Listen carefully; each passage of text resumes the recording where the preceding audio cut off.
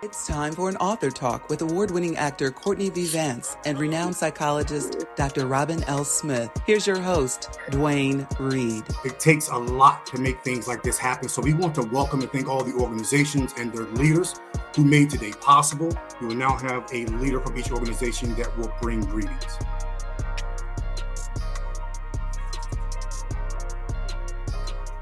My name is Kyle Carter. I want to thank the team here for the opportunity for NAMI Philadelphia to be a part of this timely discussion centered around Black men's mental health. The National Alliance of Mental Illness is going into its 45th year of existence, and NAMI Philadelphia is proud to be one of 600 affiliates from around the country fighting the good fight daily in order to remove the stigma around mental health. NAMI's Philadelphia central focus areas are advocacy, education, and training with programs such as crisis intervention training for city and state law enforcement, NAMI on campus, family-to-family, and peer-to-peer, along with over 7 support groups that occur throughout a given week. For more information about our programming and to make a donation to allow us to continue our free programming, please visit our website at namiphilly.org. Again, we at NAMI Philadelphia are incredibly grateful to be a part of this conversation about Black men's mental health and look forward to contributing to the necessary work to push things forward. Good afternoon, everybody. My name is Chester Marshall. I am the founder of the Institute for African Man Development here in Washington, D.C. We've been around since 2002.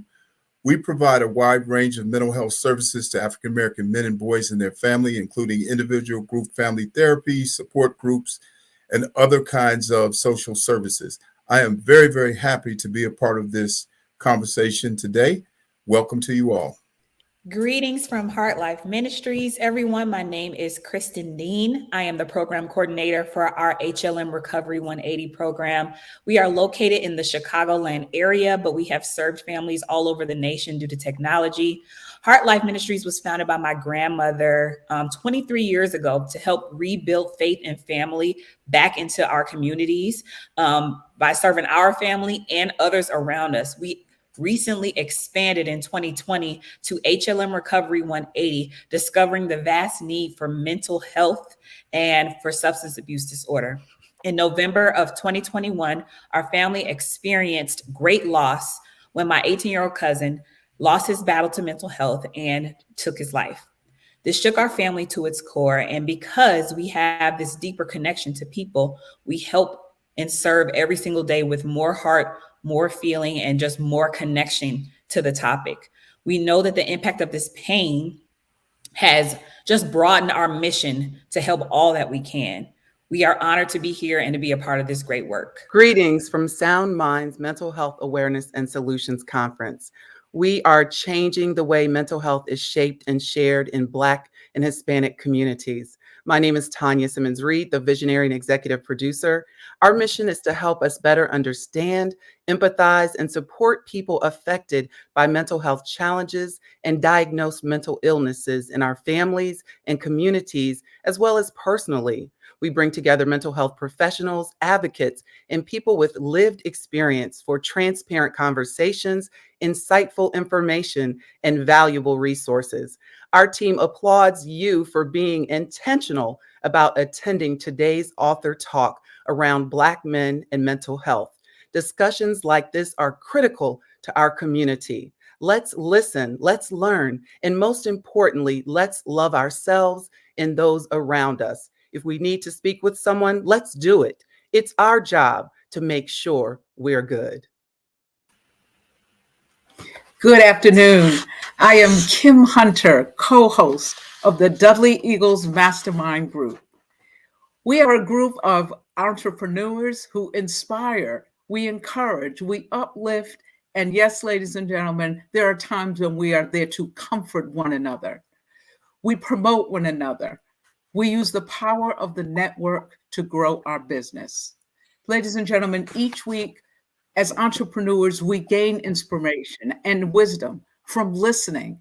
It's so important to listen to one another and listen about the entrepreneurial journeys. Our guest speakers that we feature each and every week are successful businessmen and women.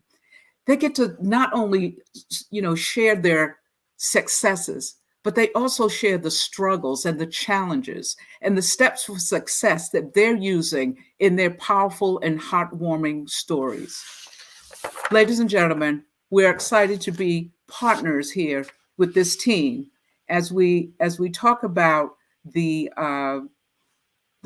challenges and the engaging conversations about depression. You know, many times as entrepreneurs, we may go through those ups and downs, and just having an outlet, having someone to listen to.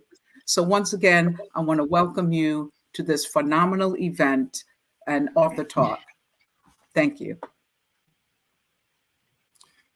All right, thank you. You know, it takes a lot to make something like this happen, to envision and creating a space where we can take the mask off. So I want to just take a moment to just thank our director, our technical producer, Charles Williams, and his team from WEG Media Group. I also want to recognize Sharon Clark and from Arlene Vance and Associates for arranging this opportunity. And without further ado, we really want to now just jump into Authors Talk. So I want to take a moment to introduce our moderators for today, Miss Nisha Stringfellow and Joe Dudley Jr. Nisha is the executive director for HLM Recovery 180. She's a mental health coach, a business leader coach, and founder of Nisha's Network, where she celebrates and interviews and spotlights and connects hundreds of entrepreneurs across the country and business leaders to ensure that they do business ethically and collaboratively. And Joe Dudley Jr. He is a president of Dudley Direct LLC, a small business coaching and consulting firm. In addition, he is the host of Dudley Eagles Management Group, an author, a speaker, and second-generation entrepreneur. Joe guides Black business owners to improve their marketing strategies, gain greater access to capital, and accelerate their business success. Good afternoon to both of you. Good afternoon. Good afternoon. Looking forward to today's conversation. I firmly believe, as someone who operates and functions as a business leader in the health equity space, mental health is at the intersection of everything we do. And I think for us, and being an African-American man and being taught so often in my life that we're not to share, we're not to cry, we're to be masculine and strong. There's too many of us that are broken. So I'm looking forward to your conversation, and I look forward to connecting with all of you afterwards as we have the after talk from the Author Talk. Turn things over to you.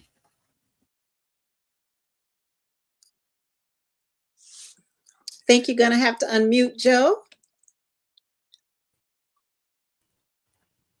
Well, I'm glad all of you are able to join us here today for this fantastic program. The whole team has worked very strong and very hard to bring everybody together, and we're so excited to be able to have these great guest speakers with us here today to be able to share with us and to be able to engage with us so that we can have the kind of conversation we need to have in our community and be able to gain a greater understanding and awareness of what we need as we deal with this issue of Black male mental health. So here today we have Mr. Courtney B. Vance. He is an award-winning actor on stage, on film, and in television. His credits include historically noteworthy films and series such as Hamburger Hill, The Hunt for Red October, one of my favorite films. Many of you also know him from The Preacher's Wife, and FX, The People versus O.J. Simpson, American Crime Story, where he played Johnny Cochran, and also HBO's Lovecraft Country. He is the co-founder of Bassett Vance Productions with his wife, Angela Bassett, and currently serves as president of the SAG-AFTRA Foundation. Yes, and we'd also like to welcome Dr. Robin L. Smith, who is a licensed psychologist. Welcome, a mental health champion, ordained minister, best-selling author, and a host of SiriusXM's The Dr. Robin Show, where she addresses today's most pressing societal challenges through fearless truth-telling.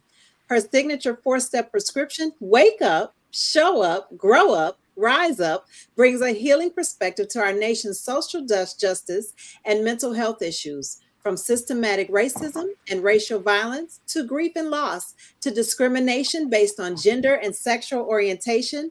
Dr. Robin holds a PhD in counseling psychology from Temple University and a master's degree from Eastern Baptist Theological Seminary. We just want to say welcome and thank you so much for joining us for this Authors Talk. Thank you so much. Thank you. So Yeah, so Courtney, I'd like to start things off with you. The book that you've written here is a phenomenal one, The Invisible Ache, and it was stimulated by your experiences that you've had with loss in your family. Obviously, at the age of 30, your father died by suicide, and that's a key motivation to get you on this path of trying to get a better understanding of self and figuring out how to do the work to get engaged. But unfortunately, you also had a loss a couple of years ago with your godson dying by suicide. So both traumatic experiences brought you together with Dr. Smith, Dr. Robin here, to be able to come together and give a greater awareness of the challenges we face in our community. Please tell us how you began that journey for yourself and why it's important for us to have this conversation.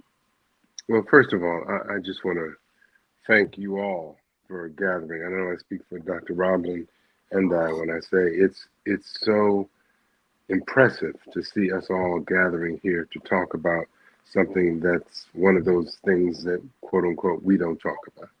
So I'm just grateful to be here with my sister, Dr. Robin L. We could just sit here by ourselves and talk for about a couple, 3 hours about stuff. So it's a pleasure to be here. It's a pleasure to talk about, the issues that depress and afflict us all. And I got started on this pathway because my mother, Miss Leslie Anita Vance, said to my sister and I, Cecily Vance Pension, that after we had gotten all of our, for what we could, got our father's affairs in order, my mother, as we were getting ready to leave and head back to me in New York and my sister in DC area, my mother surprised us and said, when you go back to your respective cities, I would like you to find a therapist, each of you. And I'm going to do the same thing here in Detroit. We need to deal with this. We are not going to let this fester and turn into another. She basically said, I'm not losing either of you. So we did that, and what a journey it was. My sister, I found out she had the chemical imbalance, and she's been on medication for, thank God, for over 30, 35, 40 years. And that's the thing that my godson couldn't get.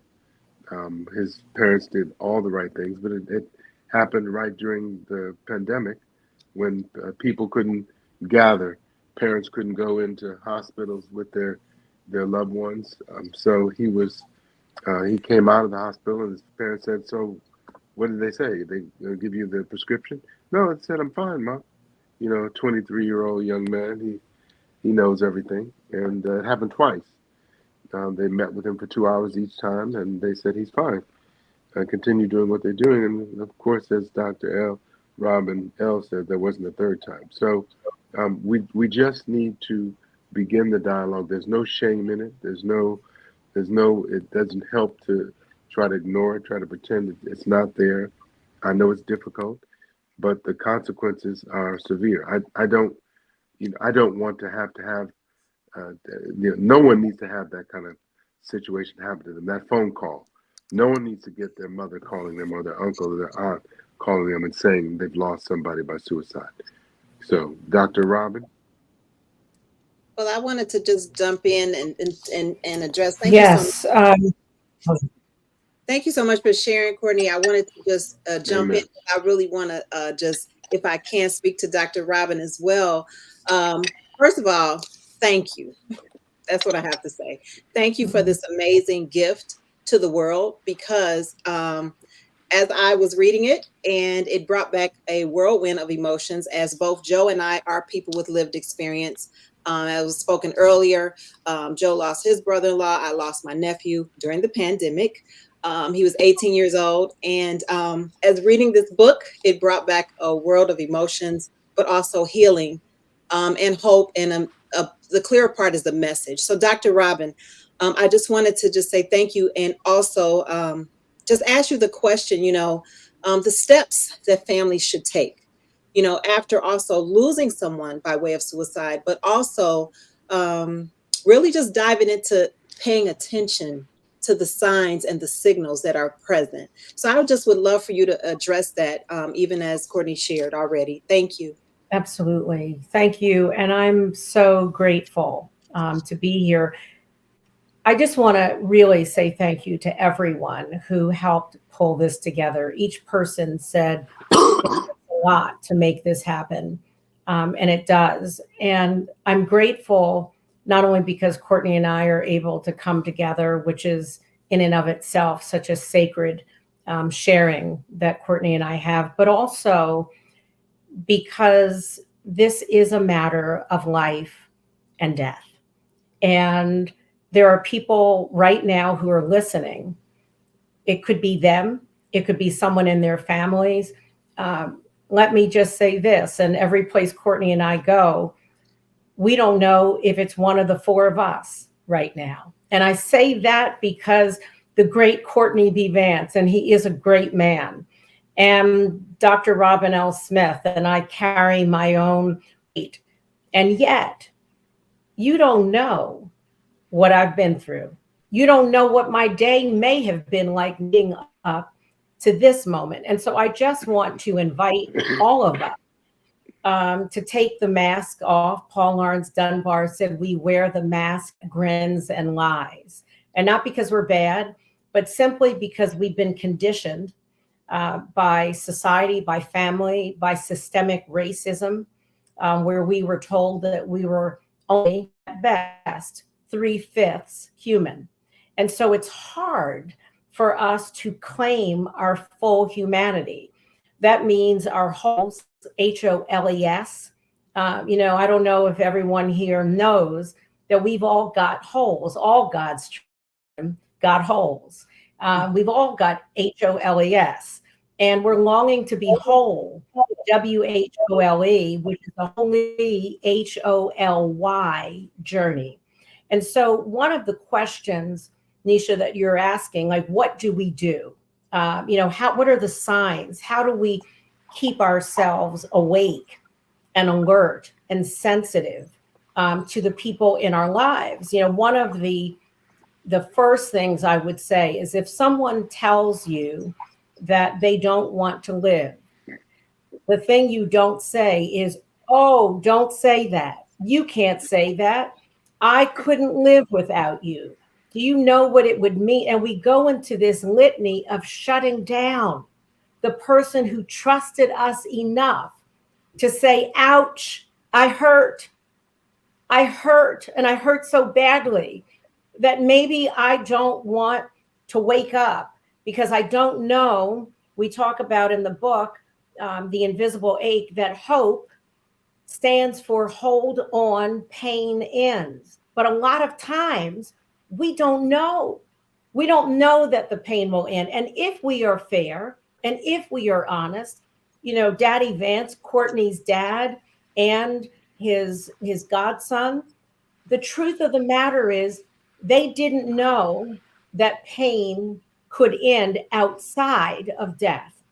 And so what we want to invite people into is that when someone trusts you enough to tell you that they hurt, that you do the exact opposite of what we've been taught. Don't shut them down. Say to them, I'm glad you're sharing this with me. And is there more? Yeah. How radical that we would ask someone, tell me more about where you hurt. Mm. That's Yeah. liberating for someone, because the isolation, we know from the Surgeon General, he is considering, our Surgeon General of the United States is considering making loneliness a public health hazard. Loneliness. And so if that is the case, and we know that Black boys and men are so isolated, they are so targeted, they are so blamed and shamed, and that if loneliness can make someone want to opt out, and if the Surgeon General is saying this is a health hazard, not just for Black people, but for all people, then is it not important that we make space Yes. for someone's lived experience, even if it scares us. Yes. Yes. Yes. Well, no question about it that yes, we need to be able to create space so that people can grieve in the way that they need to grieve. And so it definitely is a challenge for people when they are dealing with such a traumatic life crisis. And so they don't always know how to open up or who to open up to. Obviously, many times you're willing to talk to family, but when you have a challenge like suicide, nobody really knows how to touch on that topic. So it's really kind of throws people off and people kind of back away from the conversation. And so they don't always know how to do it. So it becomes a challenge. And unfortunately, last year, my brother-in-law died by suicide, and it was totally unexpected. He had not had been, he was 54, had not been depressed, throughout his life. But unfortunately, he got into an accident, injured his knee, could no longer play soccer every day, which was his outlet. And also he transitioned in careers from IT to a manufacturing role, and that didn't fit him at all. So both things happened within a month. And so he did not know how to come back from that. And so that was very challenging. 4 months into it, my sister told me, hey, he's depressed. He really needs help. And so I sat down with my sister and we both spoke to him to get counseling. And so he was willing to do that, but he did not really open up to the counselor at all. And so 2 months later, before we knew it, he decided to die by suicide. And so the thing that I did with my sister was to put my arms around, well, the whole family did, but to say, hey, you've got to go to grief counseling. You got to go to grief counseling quickly, because she had just become pregnant. And this was very traumatic. She knew it was important to be able to have the right mental attitude and focus to be able to deal with bringing on this new pregnancy. And so she did that. She did that on a regular basis. And at least she was open to doing so, but got tremendous help moving forward. That's a challenge we all face in our families. How do we go about it? I mean, Courtney, at least you got grace from your mother to say it was okay and important that you pursue it. How does families need to surround people to support them when they're going through crisis? I want to say something about his mother, Mommy Vance, that not only did she offer grace, but she did something, again, that was radical. She said, don't do what I say, but not what I do. Because a lot of parents will say, do what I say, not what I do. She said, do what I do. I mean, she set the example, like we're going to also, she normalized for Courtney and his sister that we're not going to make up a story about what happened to daddy. We're not going to, tell each other, because a lot of times in families, there's so much shame. Joe, as you're saying, around suicide, as if, we don't have shame around cancer. Although many, many, many years ago, I'm even too young for this, cancer, people didn't speak the word cancer. It was as if somehow it was contagious. And the same thing with HIV/AIDS.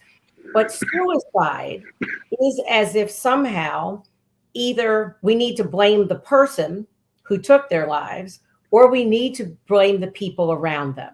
And so I think a part of this is dismantling that lie, that construct that says that anyone is at blame, not the person. They'll say it's not the person didn't have courage.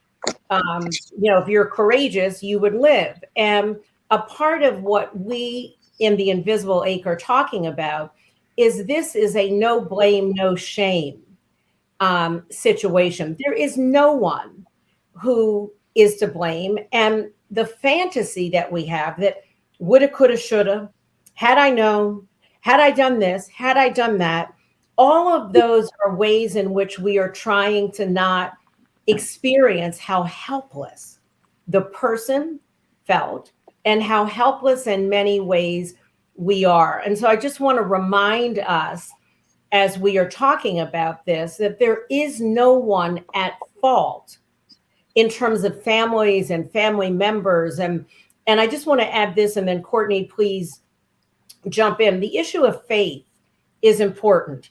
And what I mean by that is how people of faith sometimes, and we talk about this in The Invisible Ache, will close down the conversation and say, roll it all onto God. And you need to have enough faith and God can fix it. And there is nothing scripturally sound about that information. We have to, it says faith without works is dead. Yeah. So we have to do the work. We, as the person who is depressed, but most importantly, the people who are surrounding that person, have to figure out, how do we take the stigma and the shame away from depression, away from anxiety, away from the way in which many people who end up dying by suicide were tortured and tormented. And this is not an issue of not having enough faith or not trusting God. It's an issue of mental health and mental wellness and mental stress that comes with being human beings. And it's going to take all of us. It's going to take these things, the things that we're doing right now, and it's going to take this happening continually until the pandemic. We're going to be feeling the effects of the pandemic for years to come, especially the young people. It's no surprise Dr. Robin tells us that children are dying by suicide in the record numbers, not adolescents, children. And so, the feeling, because of these phones, and everybody's in these phones, but because during that time period, all we had was our phones. We communicated this way, and the repercussions of that, of learning how to come back out and talk to people and share with people, it's going to take time for us to get our muscles back together, in addition to changing the values around talking about this issue. So there are two different issues that we're dealing with. And so the more we begin to, as a community of faith, community of color, community of people, community of humanity, begin to recognize that this is not something that's just an isolated thing. It doesn't happen very much, so we don't need to pay. No, it's an epidemic. Right. And there's nothing more frightening than to be at the place where you see nowhere else to turn but to take your life. We've got to help people. Yeah, I wanted to just dive in as you're saying that is, I'm all about preventative care as much as I can be, especially after I know there's no way. And let me just say that I did take some blame in some areas where I saw avenues where I could have had a conversation, right? Or I could have, pressed the issue a little bit more. But I will say this, that one of the things you all brought up in the book about having these conversations, I believe it was on page 112. You talked about 116, telling your kids about your own counseling journey and letting them know that everyone needs a mental tune-up, and then that's nothing to be embarrassed about. And I love, Dr. Robin, how you even brought up how, if you have cancer or if you have a tragic car accident, it's understandable, but suicide leaves you in a hole of loss to say you can't comprehend it, the whys, the whens, if I would have, should have, could have. And I know that that's the typical thought process, but I just would like you just to address, the preventative care in regards to even the stigma behind what it leaves the family with. You know what I mean? The shadows of us not talking about it, like it's a hush hush after and I know everybody has to heal in their own time. I'm not disrespecting that avenue, but just that journey of continuation of preventative care as much as we can, as you all have brought forth in the earth right now through this journey of the invisible ache. I think, and thank you for sharing your story about taking some blame, but I'd like to invite you to see that a little differently today, because yes, you could have possibly had a different conversation. And yes, I could have, and, but see, this is the fantasy that we didn't know how bad something was, because if we knew, we would have pushed it. We would have found the muscle, as Courtney is saying, to lean into something that we didn't feel prepared to do. And so often our families are not talking about things that really matter. We will struggle about things that don't matter, but honestly, around Thanksgiving or Christmas or Kwanzaa, we're not talking about that thing that makes us uncomfortable. And so a part of what I would invite you to just, bathe in some more grace about your own situation, and everyone who is here with us today, is we do better when we know better. And sometimes we learn to do better on a piece of life that is so brutal and so unbearable. And yet it is the opportunity that we are co-creating right here, right now, to say to ourselves and to each other and to the tribe that has gathered. And we say this in the book, we don't ask Black boys and men, do you hurt? We ask, where does it hurt? Yeah, not do you hurt, but where does it hurt? And so as you're talking about prevention, a part of prevention is to begin to use that muscle to help people articulate their story. There is a proverb that we share often, and actually everywhere we go, which is that the lion's story will never be known as long as the hunter is the one to tell it. The lion's story, that's my story and your story and your brother-in-law and your nephew and Courtney's dad and his godson. I mean, that story will never be known as long as the hunter is the one to tell it. And so we want to help, and the Invisible Ache is a way of giving families and individuals an opportunity to decide, I'm going to be the narrator of my own story.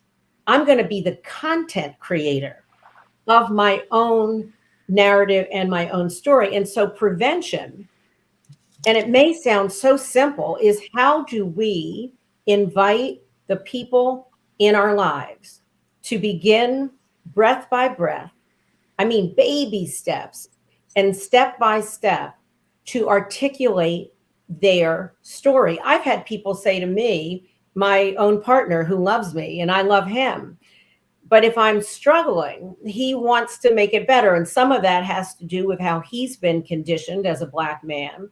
But I will stop him and say, I need room to say how I'm feeling. I need room for my story to be told and to manifest. And so if people today could realize that they have a story, and everyone in the family has a different story that needs to be told, so that the hunter is not the one ever again articulating our stories. That is so wow. Whew, that's powerful. Joe, go ahead, Joe. Go ahead. Go ahead, Disha. All right, indeed. Well, indeed, no, that's no question about it, so that we can claim it ourselves and understand it and be able to share our own stories so we shape it. Courtney, you did a phenomenal job in terms of going down your own discovery journey so that you can be able to address your pains and your challenges. You were able to finally get with a great therapist, Dr. K, and was able to spend 4 years trying to do the work. And the work is a very powerful piece in terms of self-examination, really understanding, your pains, your fears, your frustrations, your desires, your hopes, and what it is that you are embodying, within your spirit that needs to be able to come out. What did you gain from doing the work? Because you had shared that if you hadn't done the work, you were not confident that your marriage would last, or that your kids would be, or you would be there available for your kids to be a central role in their life. What was the outcome of you going through those steps and doing the work? Well, it all starts with a decision, Joe. It starts with a decision that I'm worth it, that I'm worthy of doing the work, and no matter how difficult the journey, I'm committed to the journey. And I mean, I didn't even know I needed to be in therapy because I'm doing what I was raised to do, which is achieve. I'm, Harvard, Yale, got a scholarship to his prep school, Detroit Country Day School, which, changed my life. But every now and then, all of us are going to come up on a situation that our training and our mama and our granddaddy and our cousin and Bebe and Dookie and none of them can help. And when you're sitting on the edge of your bed at 2 a.m. and you know what you're dealing with, you have to make a decision about what to do. And then at that point, which is where Dr. Robin L. comes in, at that point, you have to know where to go. I didn't know where to go when my mother challenged my sister and I'd never had any experience with therapy. But because I made a decision to, the Lord, the universe, however you want to characterize it, all of a sudden, people were coming out of the woodwork with, oh, I know a therapist. Oh, I know a great therapist. Oh. And so I started to meet with him. How do you find a therapist? I don't know. What do you say? Who do you say it to? Who speaks first? What I sat in front of a black woman therapist, and sometimes you think, well, I'm gonna find a black, right, Dr. L, a black Christian woman, and I sat in front of this black woman, and she didn't say a word to me.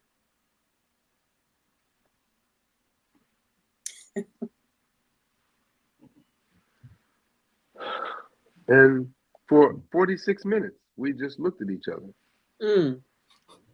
I said, my hands were on my hands on my head. She said, "You have a headache finally." No, I don't have a headache. What are you doing? What do I do? So suffice to say, she wasn't for me, which doesn't mean that all therapy doesn't work for me. It just meant that she wasn't for me. And Laura Linney, the famous actress today, she was an understudy when we were doing 6 Degrees. And I came back home, back to the show after being away for a month, and she gave me a gift of a massage therapist, and that therapist led me eventually to Dr. Kornfeld, and little Jewish lady, 5 feet from the ground, just sweet. You'd pass her on the street and not know who she was, but that was my person, and she created a safe space for me to be able to recognize things and challenge me. Do you have the patience, Courtney, to let the mud settle in the water and the water become clear? Courtney, how do you make decisions? Really? Courtney, I'd like you to get your dreams. Now you're being like my mother. Now, how am I supposed to do that? Just, okay, time's up, Court. Thank you. See you next week. So, it all feeds into, there's got to be something in me that drives me toward my healing. I don't know where it's going to come, but I know the pain of where I am now is greater than the pain of the work that I'm going to need to do to get to healing. So all I knew was I'm not going back there. That's all I knew. So you've got to know something in order to endure what you're going to have to endure on the journey, because it could take years. Yeah. But the work of staying in and being and suffering, no, the whatever it takes is worth it as long as you're here. Whatever I need to do so that I'm here. Yeah. Leaving, no.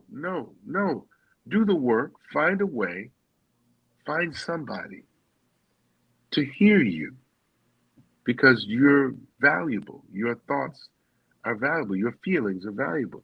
And you're worth somebody listening to you. This is Every time, I'm sorry, every time I hear Courtney say, you're worth it and you're worthy, I fill with tears. And I am the one who says that tears are our teacher.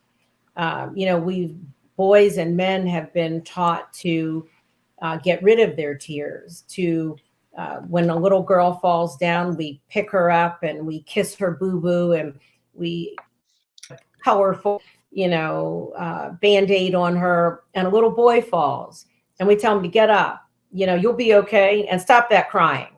And then we wonder what happens to his entitlement to be a whole human being. Remember holes?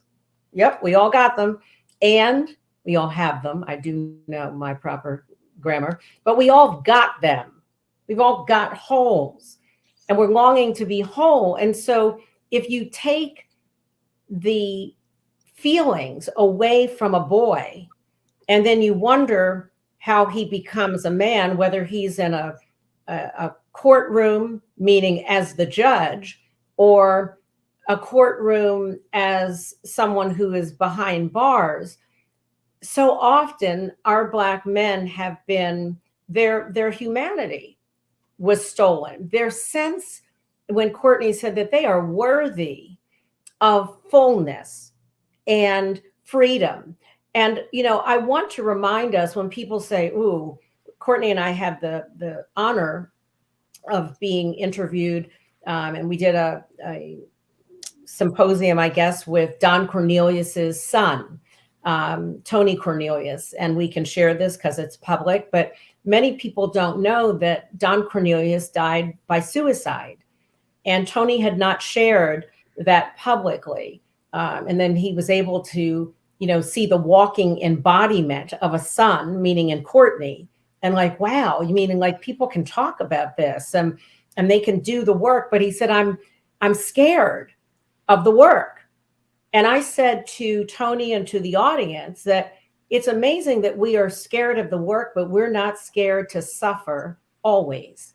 And so I want to challenge us that suffering does not have to last always, that we can decide that we are, and that's why Courtney said it's a decision, that I don't want to live with suffering as my mainstay. I don't want that to be what I know. And because we're so conditioned as Black people, and particularly, again, Black boys and men, to suffer, to be marginalized, to be invisible.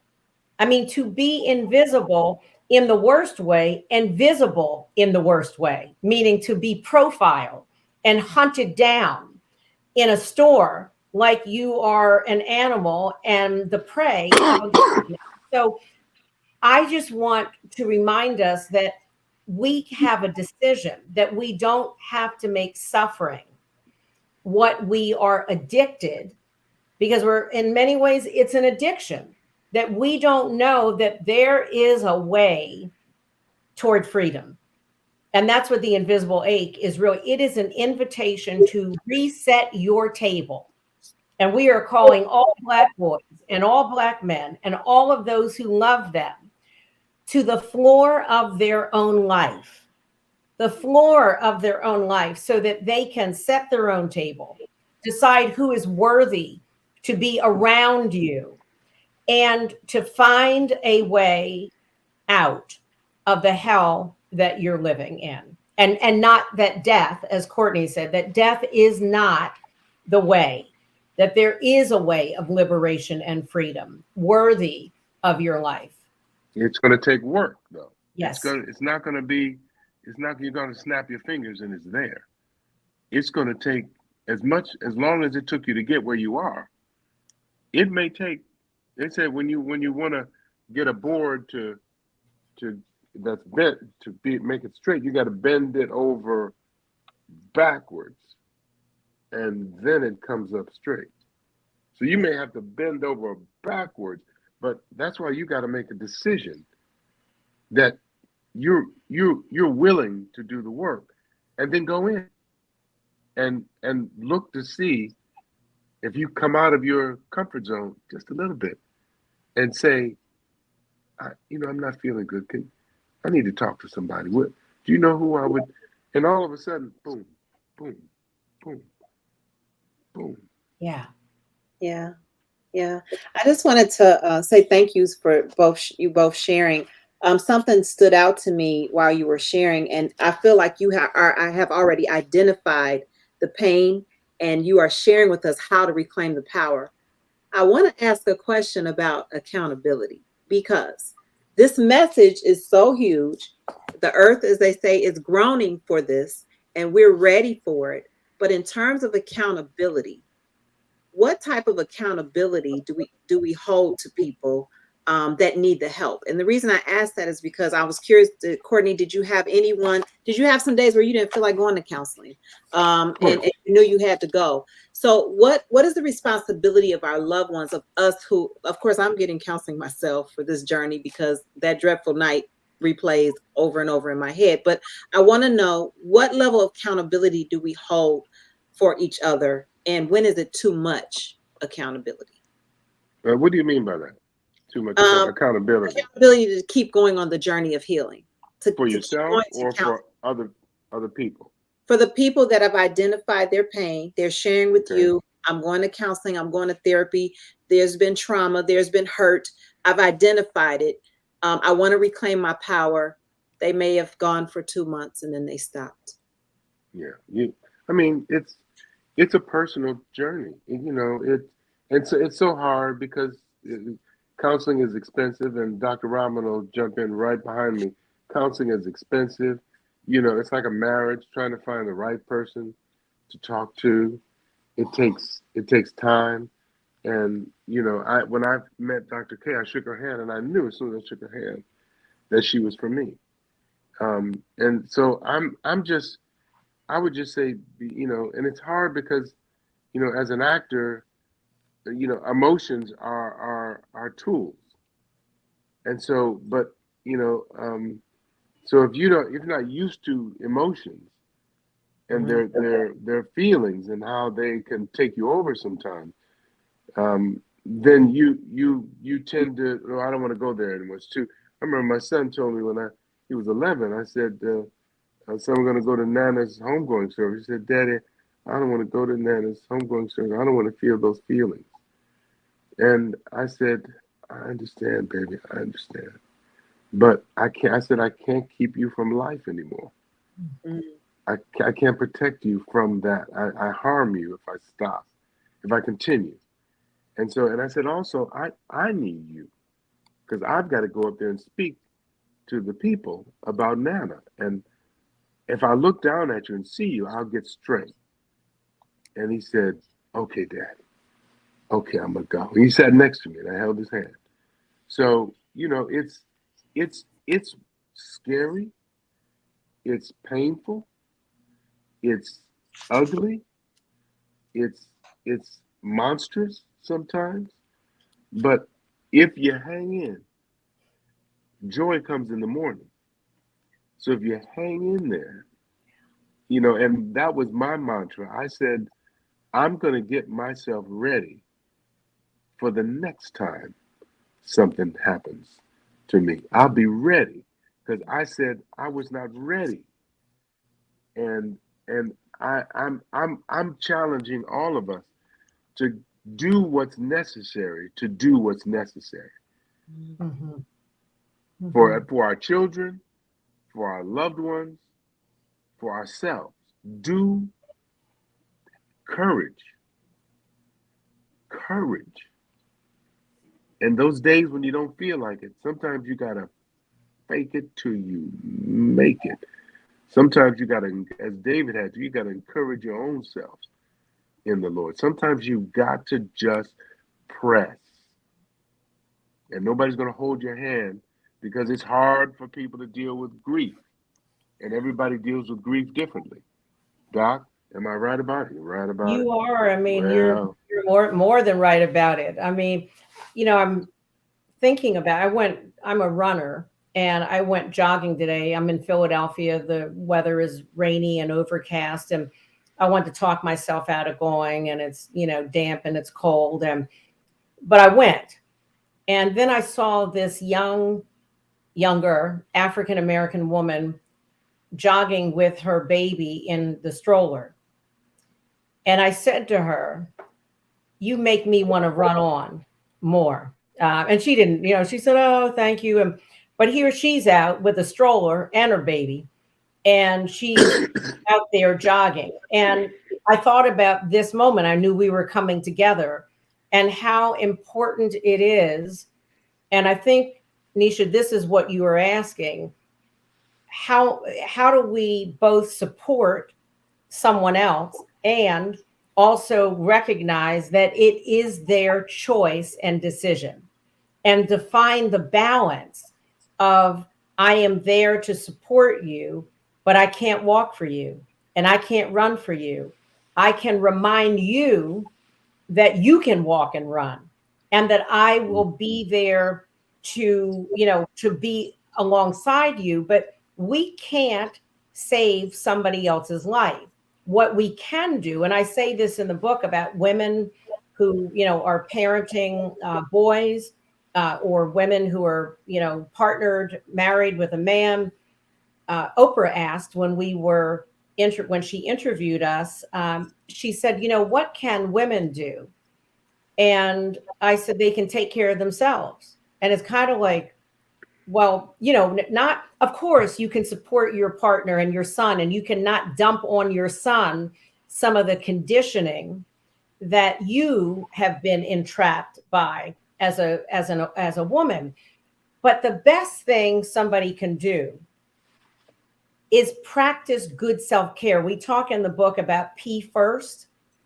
How often we are, how many of us have held ourselves? We needed to go to the bathroom at 9 this morning, and kids needed this, or elderly parents needed that. And then the phone rang and this happened. And the next thing you know, it's noon, and you're holding and twisting and turning. And part of this journey for Black boys and men, and for all of us, is how do we learn to pee first?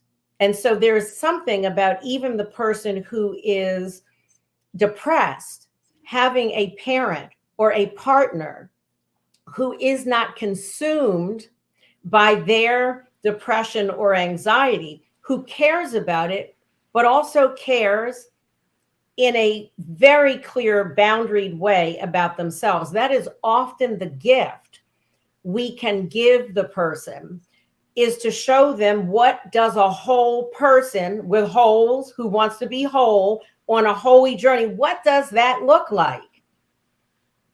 What does that look like? And so your question is wonderful. We can encourage someone, but ultimately, I do have to realize that I was waiting for Prince Charming or Princess Charming or some charming. And the good news, the bad news is they're not coming. But the good news is who you need has already arrived. It's you that you've been waiting for. That is the most excellent news, that who you need to get out of the hell you're in is a you, as Courtney said, who feels deserving and worthy of more. Fantastic. That is so insightful and so powerful in terms of recognizing, understand that we need to be who we are looking for. And as we move forward, others will come in our world who to support us as we move forward in that self-discovery. The self-discovery is what's powerful, and be able to be clear so that we're not driven by our unconscious awareness, but our conscious desires, our conscious interests, and be able to focus on creating the world that we want to be able to live in. So that's strong and that's very powerful. I would love to be able to hear some closing comments from the two of you. We've had a robust conversation. Would love for you to stay even longer, but we also want to be able to share with our audience the opportunity to get a copy of the book, The Invisible Ache. And in this book is a tool and a guidebook for all of us to be able to use, not only for our own self-discovery journey, but also for the people in our family as well. And so it's a powerful resource to help identify for it.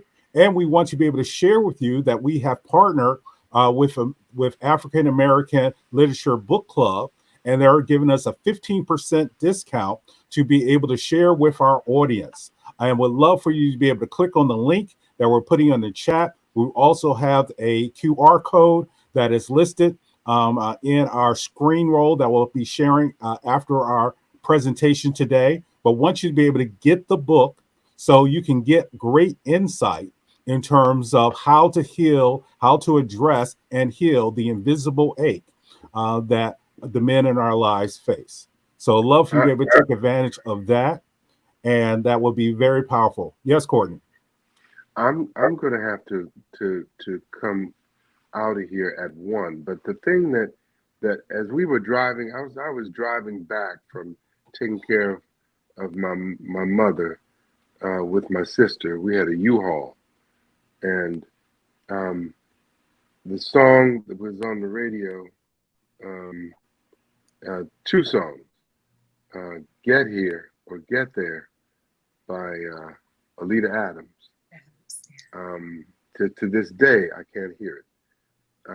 And Bonnie Raitt's "I Can't Make You Love Me." I think that's the name. I think I kind of got it right. That's but it. That's it, right? I can't love you. I can't want it more than you. And that's the painful part as people, as we walk around and we sense that, you know, my Dr. Kornfeld, my therapist, said, you, as an actor, you never know that the greatest actor you ever met was your father. Because nobody knew how much pain he was in. He was the one that would counsel somebody else. "How you doing, Dad?" "I'm fine. How you doing, Court?" You know, so, you know, that's nobody can make you or love you enough to make you love yourself. And that's the painful part and the hardest part of our journey, is to get to the place where we recognize we're worthy enough to go on our personal journey ourselves. Doc? Yeah, that's so powerful and beautiful. What I would say is, as we are in this moment, and thank you also for offering the book, I want to remind everyone that we've also read the book. The audiobook is actually read by Courtney and me. So the whole book is the two of us. And just want to remind everyone of that in the ebook. And just that people who are looking for help, there are always a million excuses. And as Courtney said, it's expensive, or location, or, you know, whatever is in the way of our sense of worthiness. But there are resources in every community mental health centers, universities often have excellent sliding scale, or it's free.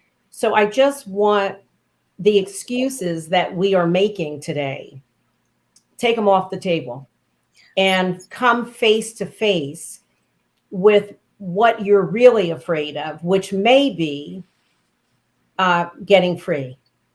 You know, we've been shackled so long in our minds.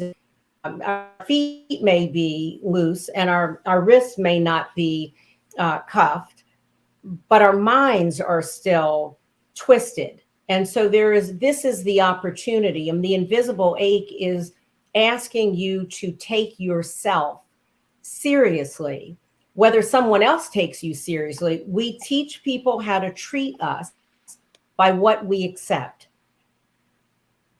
Yeah. And also, you know, you all just remember, Doc, they can reach us on IG. Yes. Courtney Yes. B. Vance at yep. Courtney B. Vance at Courtney B. Your Vance. IG is Courtney B. Vance on Instagram, and mine is Dr. Robin L. Smith, Instagram and all the other social media outlets. But we are committed. We are committed. We are grateful for this moment. And we take seriously every life, but particularly Black boys and men who deserve and are worthy to live. Thank you all so very much for this great gift that you have caused the world to be able to have. And I even feel like I'm like, wow, what would it be if we had a workbook to go along with it? Well, you know what? You might have overheard something, because when we've been on the road, Courtney and I have been talking about how to help this live.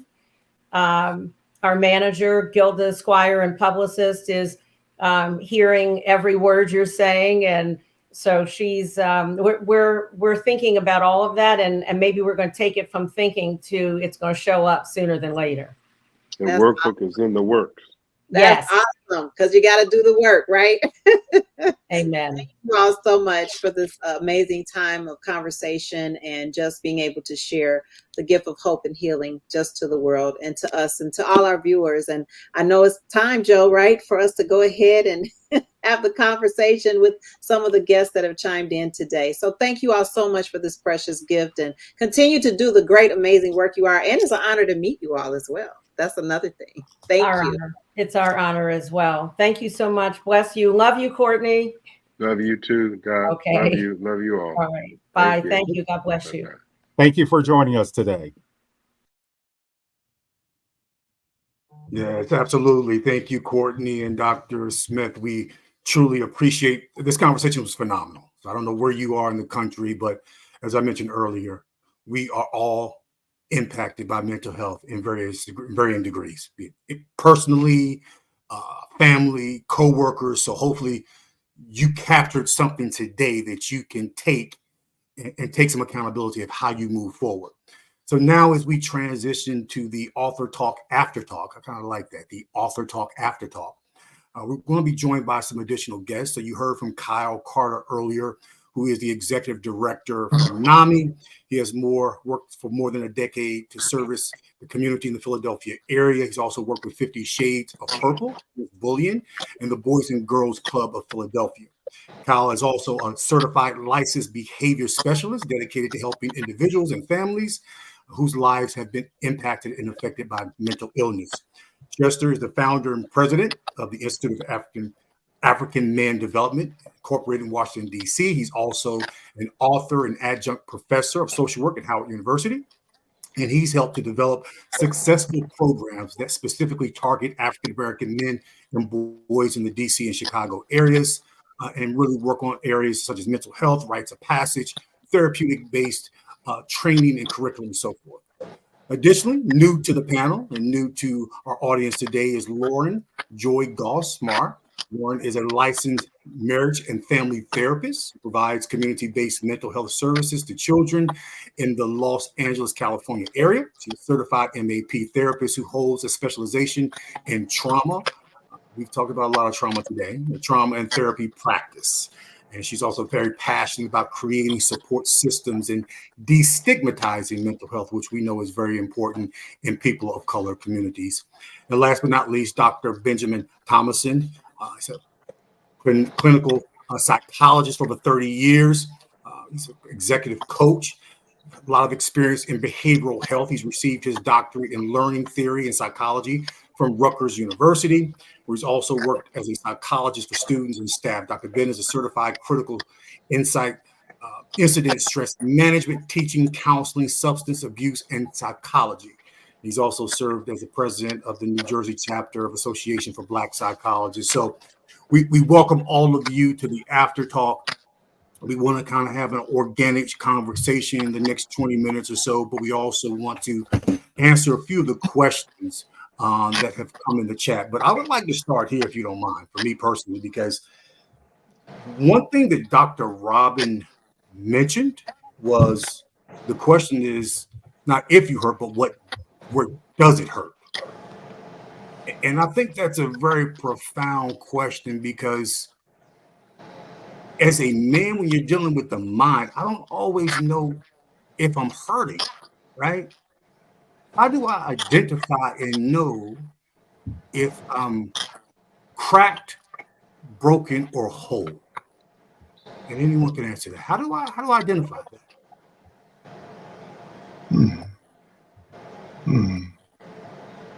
You want to take a stab at that first? I can take a stab at it. Go ahead, Lauren. Go ahead. Thank you again so much for having me. I really enjoyed hearing from Courtney and Dr. Robin. What an incredible story they both have, but some great advice. And Dr. Robin's comments about where does it hurt really stood out to me as well. Because the somatic symptoms that we often feel that we don't associate with anxiety and depression are headaches, body aches, fatigue, confusion, difficulty making decisions.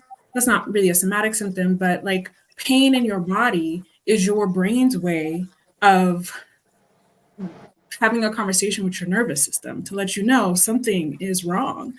And so what I find with my work is that oftentimes for men, the somatic symptoms are the things that speak first. I have a lot of headaches lately. I'm feeling really pain in my shoulders. My stomach's upset. I can't keep food down. I can't keep food in. I don't sleep well. Those are the things that my male clients will talk to me about much more so than I feel sad. And so I know for me as a professional what that means, but I think it's really important to explain to especially caregivers and teachers and coaches and other people that might be in these young people's lives that those somatic symptoms it's our body's way of processing what our nervous system is telling us. And that nervous system is completely influenced by our feelings. So it's really important to ask where is it hurting? Because that may be the only thing that they're able to communicate is that I'm tired, I'm sore, my head hurts. Let me add to that the idea that men not being allowed to validate their emotional pains. You know, the idea that they can validate their physical pain. Oh, yeah, I fell off the bike and my leg, I'm going to be in a cast for 3 weeks. And people will go, yeah, I understand. But let it be a validation of their emotional pain. And you think in this society, they all will tell you, hey, man, suck it up. You got fired from your job? Come on, man, get over it, man. You go find you another one. You'll be okay. Give it a couple of weeks. You'll get another interview in a minute. But, the idea that not allowing them to get that full validation, say as much as the females would in that particular area, that makes guys basically say, I'm keeping my mouth shut and then just suck it up.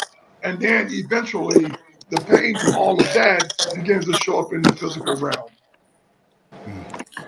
Brother Wayne, if I could just add to what folk have said already. Sometimes when you're around people, and this is a crude example, I hope I don't offend anybody, and they may not, smell the best. We've all had people that's like, okay, yeah, you probably need to freshen up a little bit. Well, it's the same way when something's going on with us. People see it, people feel it. And the classic sign that something may be going on with you is that people are telling you that, look, you got to really check that out. And oftentimes that's what makes us push our heels back even further when somebody else tells us. But that's a classic sign.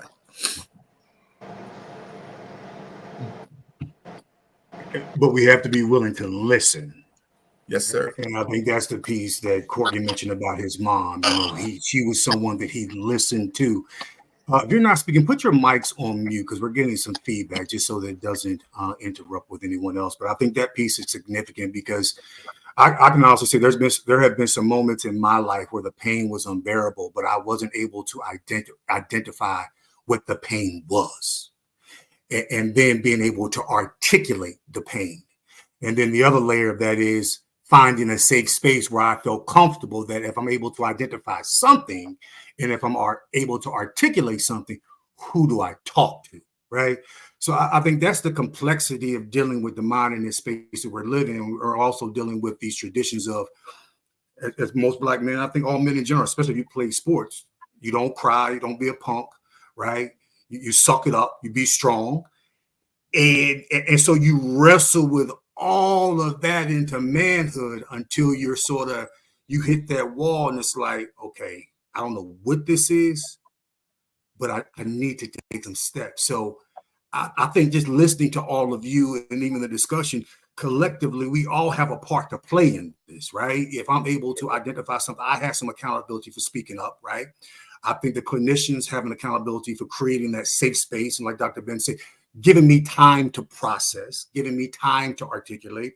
And to your point, those who see the pain, those like, Lord, my body's saying something, you see me going through something. We have to figure all that out and get to a place where we can identify what it is and reclaim back our power, whatever that power is. And I think we need to be able to articulate what that looks like as well. If I could just jump in real quick, Duane, one of the things that stands out to me is the more one talks, each one reaches one. So the more one shares a story, it eventually opens up a door. We've been in spaces where, well, I was not privileged to be in the same space as the men's group. But what I hear from those groups is that it takes a while for men to warm up, but once they do, you can't get them to be quiet.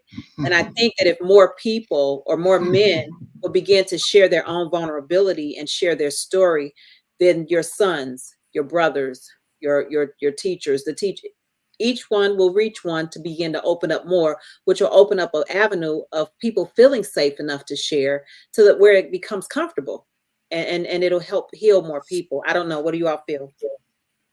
Well, I definitely agree with you in terms of that's the need. As Duane said, hey, sometimes you don't recognize it. And so, but, as you were sharing, when people are coming to you, telling you something, as opposed to just shutting down, it's hard to kind of release and just say, okay, you might have a point, whether we're prepared to agree with it or not. But once you see it happen a couple of times, you have to say, okay, maybe I do need to step back. The challenge is we don't always know who to reach out to so that we can open up to. And going up to a therapist can't always be a challenge. But when you are facing some problems, and I experienced this myself, things happen in your body that you're not expecting and are unusual. Many times they're a reflection of the stress that you are experiencing because you cannot navigate effectively with this challenge. And that's when I chose to go see a therapist myself. And that gave me room to understand. So it's about learning to say, yes, I know therapists in my life. Tell people, you've met different therapists. May not have gone to see them, but there's people. So there are active resource so that people in your world can be able to reach out and touch. Good. Absolutely. Another thing I want to touch on that she mentioned during the interview is this thing of not blaming the victims of suicide. And it's really amazing. I mean, I was a member of a gym up in northern New Jersey, and I was out of town. But when I came back from out of town, one of the guys that we all worked out with had committed suicide. And so I didn't get a chance to really be there exactly when it happened, but I was there. I got back the day after they had buried and had the services. But as I talked to my colleagues at the gym and my workout partners, they were pissed, excuse the expression, but they were mad. And one of them actually said, if I could have went down there in that grave, opened that casket, I would have whipped his ass. And I'm going like, what? They were 3 or 4 of them were fired up and angry because they felt like he didn't bother to share with them. He didn't bother to even try to work, they supposed to have been good friends anyway. And they didn't even get a chance to even help him. And they were mad, and they were intensely mad. And the intensity of that was like, wow, do you really understand why he did it?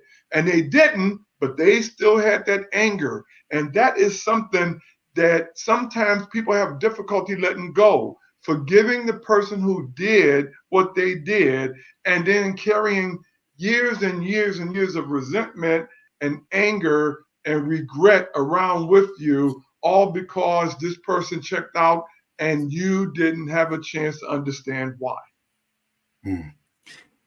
And similar to that, Ben, I want to ask this question because Shelley asked this question about suicide. And her question is, when you know someone that is in the process of contemplating suicide, right? You kind of see some of the symptoms.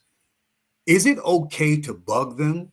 even when they don't want to be around or bothered? How do you help that person? Like, how should you behave? And, because you're kind of wondering, like, do I leave it alone? Are they serious? Like, what would be the suggestion there, like, from your perspective? What should they do? Lauren, I'm going to ask you to answer that question because I would be that person that would nag the crap out of them. Okay, I'm just going to tell you that. I will be in their faces every day, day in, day out, especially in hindsight. Yes. And I think that that's a common feeling to say, I want to help. And so I'm going to do everything that I can to make sure that this person knows that I'm here to help them. So both Courtney and Dr. Robin spoke to this about leaving the space, right? Leaving that space open to be able to allow the person when they're ready to come to you with the conversation. I also teach interns, clinicians, and the thing that I teach them about clients that are suicidal is that I can't panic. I need to calm my nervous system so that I can be present in the room with this person and I'm not already thinking and freaking out about my own perception about it. And then my blood pressure starts raising and I start sweating and I start feeling sick. I have to calm myself so that person feels that I can handle the space that they are trying to take up. And so that feeling, that panic of I need to bug them, that's our own nervous system telling us. There you go. There you go. That's it. And being a strategic listener, and then at the same time being a strategic resource and encourager, which is going to take a good bit of patience, because the minute they see that you're getting flustered or you're getting sort of, let's say, twisted by and scaring the hell out of them, they're going to want to disconnect with you. Oh, I'm okay. Look, I gotta go. And all of a sudden, no, stay. I gotta go. The point is that you have to create that environment that's going to be comfortable enough for them to discuss things in more detail and, and actually go ahead and hear what resources you might have to help them. If I can just chime in, I agree with both Lauren and Dr. Ben. I think it's important for us to understand that we are not a monolith. So we should be looking for cues from folks, but they're not going to look the same for everyone. We run definitely not. And we run a suicide prevention program, and we also run a warm line where we often get crisis calls. And I talk often with our staff about not bringing their own biases in. When we come to the bugging and even what it looks like from our point of view, which is making sure that we're creating, to your point, a safe space. Just having those kind words, really listening and understanding where they're coming from and not talking to them and not talking at them, but allowing them to share. And I think more often than not, if you're able to create that safe space for them, you can mitigate the opportunity for suicide or other, really adverse actions. Absolutely. And the one thing I've learned over the years too, sometimes just being present with the person. Exactly. Can go a long way. Like, I don't know what to say, but I'm just going to be here with you. There you go. And by being with them, you're saying a whole lot. Right. Absolutely. All right, we have a few more minutes. I want to make sure I get this other question out there because in the audience, there are several people asking about, are there organizations within their community, BIPOC organizations, Black and Indigenous people of color community organizations, where they can make a contribution to help out within this space? Kyle, start with you. Any recommendations, suggestions on some organizations and how those in the audience can find other organizations across the country?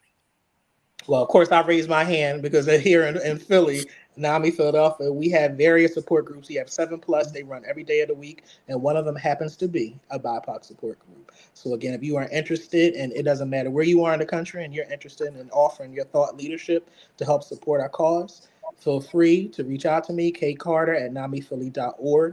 If you're also in the Philadelphia area, there's wonderful organizations such as Black Men Heal, NOMO, and other organizations like that do great work. But if you're interested in helping support in the Philadelphia, greater Philadelphia area, again, NAMI Philadelphia would love to have your thought leadership and support. Chester, what about you in your area?